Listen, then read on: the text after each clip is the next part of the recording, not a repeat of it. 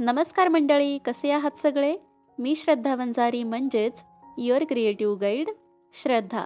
तर मंडळी, मी या चॅनेलवर बेसिक टू ॲडव्हान्स बेकिंग, त्याचबरोबर ट्रेंडिंग आणि प्रोफेशनल कुकिंग असे बरेच व्हिडिओज घेऊन येत असते दर मंगळवारी आणि शुक्रवारी संध्याकाळी ठीक 4:30 वाजता. त्यामुळे जर तुम्हाला परफेक्ट होम बेकर बनायचं आहे किंवा स्वतःचा छोटासा फूड बिझनेस सुरू करायचा आहे तर लगेचच आपल्या चॅनलला सबस्क्राईब करा आणि सबस्क्राईबच्या शेजारी जे बेल आयकॉन आहे म्हणजेच घंटीचं चिन्ह ते क्लिक करून ऑलवर सिलेक्ट करून ठेवा. म्हणजे माझा नवीन व्हिडिओ आला की त्याचं नोटिफिकेशन लगेचच तुमच्या मोबाईलवर येईल. तर मंडळी, आता सध्या आपल्या चॅनलवर आईस्क्रीम केकची अतिशय जबरदस्त सिरीज सुरू आहे. याआधी मी एक केक तुमच्यासोबत शेअर केलेला आहे. आज दुसरा केक आपण बघतोय. अतिशय टेस्टी, कलरफुल आणि एकदम ट्रेंडिंग असा हा फ्लेवर आहे. खूप टेस्टी लागतो खायला आणि लहान मुलांना तर खूपच जास्त आवडतो. चला तर मग सुरुवात करूयात. तर सगळ्यात आधी आपल्याला कॉटन कँडी आईस्क्रीम बनवायचा आहे आणि त्यासाठी लागतो व्हाईट बेस. तर व्हाईट बेस कसा बनवायचा हे डिटेलमध्ये मी माझ्या पहिल्या एपिसोडमध्ये शिकवलं आहे. त्याची लिंक मी या व्हिडिओच्या डिस्क्रिप्शन बॉक्समध्ये देतच आहे.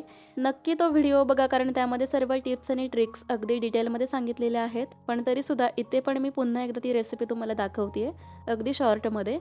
तर बघा, एका ओल्या करून घेतलेल्या पातेल्यामध्ये आपल्याला घ्यायचं आहे 1 कप म्हणजेच 250 ml एवढं कच्चं म्हशीचं दूध, की जे फुल फॅट किंवा फुल क्रीम असलं पाहिजे. आणि त्यामध्येच आपल्याला ॲड करायचे आहे 1/2 कप साखर, 1/2 कप मिल्क पावडर आणि 1 टेबलस्पून कॉर्नफ्लॉवर. आता या सगळ्या गोष्टी दुधामध्ये छान एकत्र विरघळवून घ्यायच्या आहेत.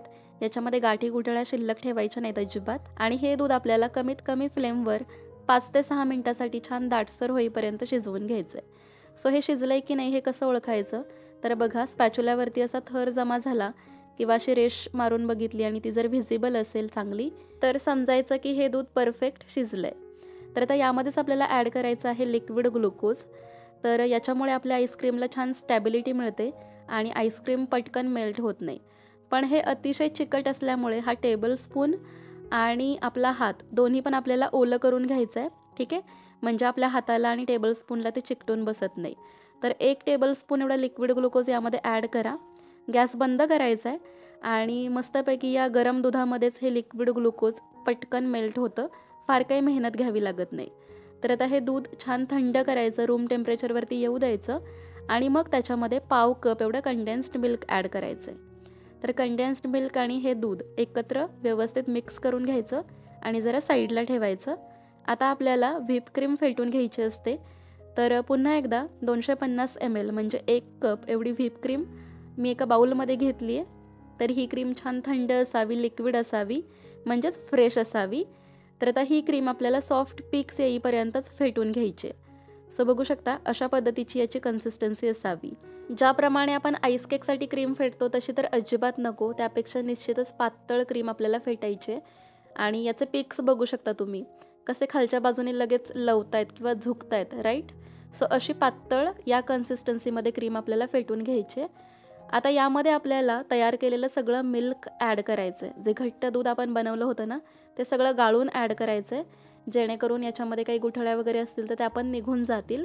अँड येस, इलेक्ट्रिक बीटरच्या साह्याने आता ही क्रीम आणि घट्ट दूध दोन्ही पण आपल्याला एकजीव करायचं आहे. ठीक आहे, कुठेही असं वाटलं नाही पाहिजे की क्रीम वेगळी आहे आणि दूध वेगळं आहे. सो येस, आता कन्सिस्टन्सी तुम्ही बघू शकता. ज्याप्रमाणे आपण डोस्यासाठी घट्ट बॅटर बनवतो ना, अगदी तशी कन्सिस्टन्सी या ठिकाणी तयार झाली आहे. तर हा आपला व्हाईट बेस इथे तयार झालेला आहे. आता याच्यापासून तुम्ही कुठल्याही फ्लेवरचा आईस्क्रीम बनवू शकता. फक्त इसेन्स आणि कलर तुम्हाला यामध्ये ॲड करायचं आहे, दॅट्स इट. तर बघा, आता आपण कॉटन कँडी आईस्क्रीम बनवतो आहे ना, त्यासाठी मी अर्थातच कॉटन कँडी इसेन्स यामध्ये ॲड करते आहे. तर बऱ्यापैकी इसेन्स मी इथे ॲड करते, कारण हा जो बेस आहे तो 1 लिटरचा तयार झाला आहे. तर साधारणपणे 1 ते 1.5 टीस्पून एवढा इसेन्स मी यामध्ये ॲड केला आहे. तुम्ही हवं तर टेस्ट करून बघू शकता, कारण काही काही ब्रँडचे इसेन्स हे जास्त स्ट्रॉंग नसतात. ठीक आहे, सो टेस्ट करा. तुम्हाला जर कमी वाटलं तर अजून तुम्ही ॲड करू शकता. सो अशा पद्धतीने हे आपलं आईस्क्रीम तयार झालं. आता याला मी 3 पार्टमध्ये डिवाईड केलं आहे, बघताय, कारण हा कॉटन कँडी फ्लेवर आहे आणि त्याच्यामध्ये मेन 3 कलर्स असतात. एक तर प्लेन व्हाईट असतो, देन पिंक आणि ब्ल्यू. सो 3 इक्वल पार्टमध्ये मी हे आईस्क्रीम अंदाजे डिवाईड केलं आहे. एकामध्ये मी पिंक म्हणजेच रेड कलर टाकलेला आहे थोडासा आणि दुसऱ्यामध्ये मी ब्लू कलर ॲड केला आहे. तर हे दोन्ही पण लिक्विड फूड कलर्स मी यूज केलेले आहे. तुम्हाला वाटलं तर तुम्ही जेल कलर वगैरे पण ॲड करू शकता. तर आता हे सगळे आईस्क्रीम्स आपण झाकून साईडला ठेवून देऊयात. तुम्हाला वाटलं तर तुम्ही फ्रीजमध्ये पण ठेवू शकता. डीप फ्रीजरला नाही ठेवायचे, साध्या फ्रीजमध्ये नॉर्मल कप्प्यामध्ये ठेवू शकता. आणि तोपर्यंत आपण पुढची प्रोसेस करतोय. तर आता आपल्याला व्हॅनिला स्पॉन्ज बनवून घ्यायचा आहे. त्यासाठी एका बाउलमध्ये मी घेत आहे 250 mlचा 1 कप भरून प्रीमिक्स, व्हॅनिला प्रीमिक्स. तर हे रेडीमेड व्हॅनिला प्रीमिक्स आहे. वजनी प्रमाण बघितलं तर हे आहे 180 ग्रॅम. ओके. आता यामध्ये मी 1.5 टेबलस्पून एवढं कुकिंग ऑइल ॲड केलेलं आहे आणि यामध्ये हळूहळू पाणी ॲड करत याचं आपल्याला नेहमीप्रमाणेच छान स्मूथ बॅटर बनवायचं आहे. ज्या पद्धतीने आपण आईस केकसाठी बनवतो अगदी तसंच बॅटर इथे बनवायचं आहे.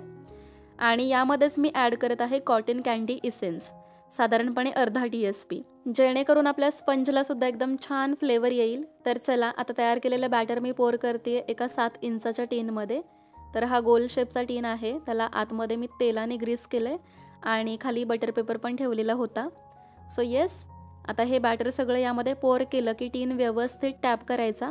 टॅपिंग केल्यामुळे त्यातली सगळी एअर बाहेर पडते आणि आपला केक छान जाळीदार व्हायला मदत होते. तर चला आता हा केक आपण नेहमीप्रमाणेच गॅसवरती एका पातेल्यामध्ये बेक करतोय. सो हे पातेलं मी आधी 5 मिनटं लो फ्लेमवरती प्रीहीट केलं होतं आणि त्यानंतर मी अशा पद्धतीने हा केक बेक करायला ठेवला आहे. सो लो फ्लेमवरच साधारणपणे 30 ते 35 मिनटामध्ये हा केक बेक होतो, कारण हा साधा प्रीमिक्सपासून आपण केक बनवतोय ना. सो येस, बघू शकताय अशा पद्धतीने मस्त केक बेक झाला आहे. आता हा छान थंड झाला किंवा रूम टेम्परेचरवरती आला की आपण डिमोल्ड करायचा आहे. सो त्यासाठी आधी सगळ्या बाजूने तो सुरीच्या साह्याने असा सैल करून घ्या आणि येस, बघू शकता तुम्ही छान जाळीदार पण झाला आहे. आता जो वरचा एक्स्ट्रा फुगलेला भाग आहे ना तो मी कट करून टाकणार आहे. जनरली मी आईस केक बनवताना हा भाग कट करून टाकत नाही, पण हा आईस्क्रीम केक आहे ना त्यामुळे मी असं सजेस्ट करेन की हा पार्ट नक्की कट करून टाका. अगदी थोडीशी पातळ लेअर आपल्याला कट करून टाकायची आहे. येस, अशा पद्धतीने. ठीक आहे. सो आता उरलेला जो स्पंज आहे त्याच्या आपण 2 लेयर्स करणार आहोत, कारण एक लेअर आपल्याला खाली ठेवायची आहे आणि एक सगळ्यात वर. ठीक आहे. सो 2च लेयर्स आपल्याला कट करायच्या आहेत. त्यामुळेच आपण 7 इंचाचा टीन घेतला होता.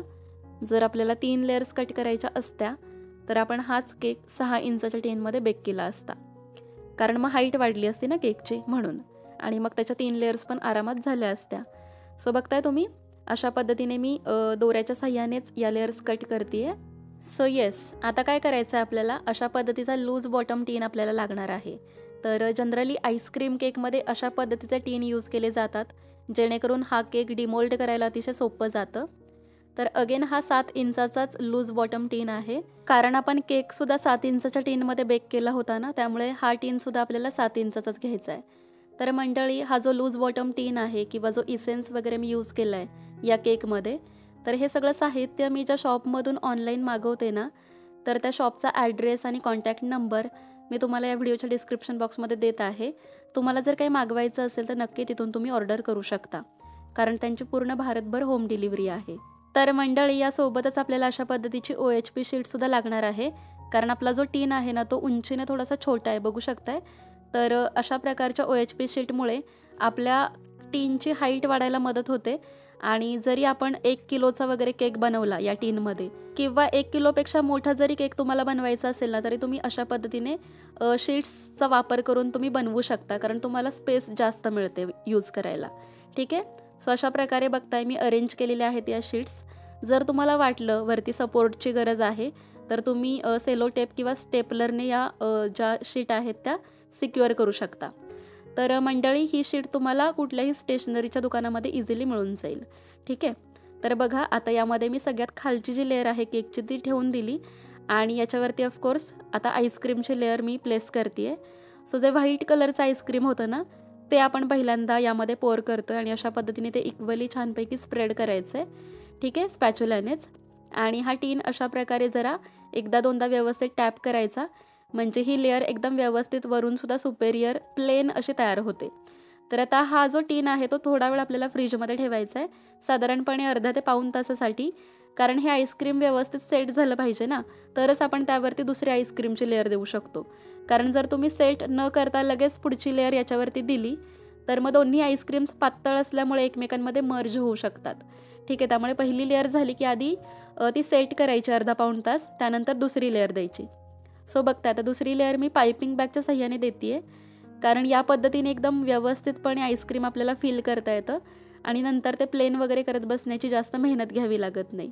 तर बघताय अशा प्रकारे आता मी ब्ल्यू कलरची लेअर याच्यावरती दिलेली आहे. सो आता ही दुसरी लेअरसुद्धा आपल्याला स्पॅच्युलाच्या सहाय्यानेच व्हिडिओमध्ये दाखवल्याप्रमाणे प्लेन करून घ्यायची आहे. आणि येस, पुन्हा एकदा थोडंसं टॅप करायचं आहे, जेणेकरून जे काही आईस्क्रीम आपण याच्यामध्ये फिल केलं आहे ते अगेन थोडंसं प्लेन होईल, वरून थोडंसं सपाट दिसेल. आणि पुन्हा तीच प्रोसेस रिपीट. आता हे टॅपिंग झालं की परत एकदा हा टीन आपल्याला फ्रीजमध्ये ठेवायचा आहे. फ्रीजमध्ये म्हणजे डीप फ्रीजर म्हणते मी यावेळी, ठीक आहे. ज्यावेळी आपण फ्लेवरिंग वगैरे सगळं करतो त्यावेळी आईस्क्रीम सेट करायला हे डीप फ्रीजरमध्ये ठेवायचं. ओके. सो डीप फ्रीजरमध्ये मी पुन्हा अर्धा पाऊण तास हे ठेवलं होतं आणि आता हे छान सेट झाले. थोडंसं वरून कठीण झालं आहे, कडक झालं आहे. आता यावरती शेवटची म्हणजेच पिंक कलरची लेअर आपण देऊन घेऊयात. सो अशा प्रकारे जेवढं काही आईस्क्रीम आपण तयार केलं होतं ना 1 लिटरचं, ते सगळं आपण या केकमध्ये यूज केलेलं आहे. त्यामुळे जेव्हा तुम्हाला 1 लिटरचा आईस्क्रीम केक बनवायचा असेल घरी खाण्यासाठी किंवा ऑर्डरसाठी वगैरे, त्यावेळी जो आपण व्हाईट बेस बनवला आहे तो बनवून घ्यायचा, कारण तो 1 लिटरचाच तयार होतो. त्याच्यामध्ये फ्लेवरिंग वगैरे करायचं इसेन्स वापरून किंवा जे काही तुम्ही फळं वगैरे वापरून करणार असाल त्या पद्धतीने, आणि मग तुमचं 1 लिटरचं आईस्क्रीम तयार होतं. ठीक आहे. सो ज्यावेळी तुम्ही एखाद्या केकमध्ये ते सगळं आईस्क्रीम वापरताना त्यावेळी त्या केकला 1 लिटरचा आईस्क्रीम केक असं म्हटलं जातं. ठीक आहे. सो येस, आता पुन्हा एकदा ही लेअर मी थोड्या वेळासाठी फ्रीजमध्ये सेट केली होती आणि आता त्यावरती मी केकची जी सगळ्यात वरची लेअर आहे ती अशा प्रकारे पलटी करून ठेवलेली आहे. आणि येस, याला सोकिंग वगैरे करायचं नाही, कारण हा आईस्क्रीम केक आहे. जर तुम्ही याला सोकिंग केलं तर डीप फ्रीजरमध्ये ज्यावेळी तुम्ही हा केक सेट कराल त्यावेळी ती जी लेअर आहे केकची ती दगडासारखी कडक लागेल. ठीक आहे. त्यामुळे या केकला अजिबात पाण्याने शुगर सिरपने सोक करायचं नसतं. तर येस, आता या केकला एअरटाईट करण्यासाठी मी अशा पद्धतीने क्लीन रॅपने ते रॅप केलेलं आहे आणि मग रॅपिंग केल्यानंतर त्याला एअरटाईट केल्यानंतरच आपल्याला हा केक डीप फ्रीजरमध्ये रात्रभर किंवा 8 ते 10 तासांसाठी सेट करायचा असतो. सो बघू शकताय आता सेट केल्यानंतरच मी तुम्हाला हे सगळं दाखवते आहे. तर क्लीन रॅप आपण अशा पद्धतीने काढून टाकला आणि आता हा केक आपल्याला डिमोल्ड करायचा आहे. त्यासाठी छोट्या आकाराचा एखादा टीन किंवा बाऊल वगैरे घ्या आणि त्यावरती हा टीन ठेवला की येस, अगदी सहजपणे हा जो केक आहे तो डिमोल्ड होतो. बघताय. तर आता अशा पद्धतीने एक स्पॅच्युला घेतला आहे मी, कारण या केकच्या खाली जी प्लेट आहे लूज बॉटमची टीनची प्लेट, ठीक आहे, तर ती आपल्याला काढून टाकायची आहे. सो अशा पद्धतीने अगदी हलक्या हाताने दोन्ही पण म्हणजे प्लेट पण आणि स्पॅच्युला पण अगदी सावकाशपणे काढायचं आहे. तर आता ही जी OHP शीट आहे ना ती मी रिमूव्ह करते, बघू शकताय. अँड येस, अगदी मस्त असं हे आईस्क्रीम आपलं सेट झालेलं आहे. सो मंडळी, आपण जो आईस्क्रीम केक बनवलेला आहे तो साध्या घरातल्या डीप फ्रीजरमध्ये सेट केलेला आहे, म्हणजे सिंगल डोअरच्या फ्रीजमधल्या डीप फ्रीजरमध्ये, राईट. पण जर तुम्हाला बिझनेस करायचा असेल किंवा एकाच वेळी भरपूर सारे केक्स बनवून स्टोअर करायचे असतील तर मग तुमच्याकडे तो पार्लर स्टाईल डीप फ्रीजर असतो ना तशा पद्धतीचाच गरजेचा आहे. पण जर तुम्ही ऑर्डरप्रमाणे केक बनवून देणार असाल किंवा तुम्हाला घरी खायला बनवायचं असेल तर मात्र तुम्ही माझ्या पद्धतीनेच साध्या घरातल्या फ्रीजमध्ये सुद्धा हा केक बनवू शकता, कारण हा परफेक्टच तयार होतो. तुम्ही व्हिडिओमध्ये बघताय, हा मी घरातल्या फ्रीजमध्येच बनवला आहे आणि तो किती छान सेट झाला आहे. ओके. सो अशा प्रकारे पण तुम्ही निश्चितच केक बनवू शकता. पण जर तुम्हाला खूप मोठ्या प्रमाणावर केकचा बिझनेस करायचा असेल, स्पेशली आईस्क्रीम केकचा, तर मात्र तुम्ही तो मोठा डीप फ्रीजर घेणं अतिशय गरजेचं आहे. तर आता हा आईस्क्रीम केक आहे म्हटल्यावर तो बाहेरून पण एकदम छान केकसारखाच दिसायला पाहिजे. ठीक आहे. फिनिशिंग वगैरे पण छान दिसायला पाहिजे. त्यासाठी मी पुन्हा एकदा अर्धा कप व्हीप क्रीम फेटून घेतली आहे आणि ही मात्र मी आईस केकला फेटतो ना अगदी तशी फेटली आहे, पातळ फेटलेली नाही आहे. ठीक आहे. सो आता या क्रीमने संपूर्ण केक मी कव्हर केला आहे आणि ज्या पद्धतीने आपण आईस केकसाठी फिनिशिंग करतो अगदी तसंच फिनिशिंग मी इथे पण करते आहे. सो बघताय, साईडच्या फिनिशिंगसाठी मी स्क्रॅपर यूज केला होता आणि वरचं फिनिशिंग मी पॅलेट नाईफने करते आहे. सो अशा पद्धतीने ज्या प्रकारे आपण आईस केक बनवतो अगदी तसंच सगळं इथे पण करायचं आहे.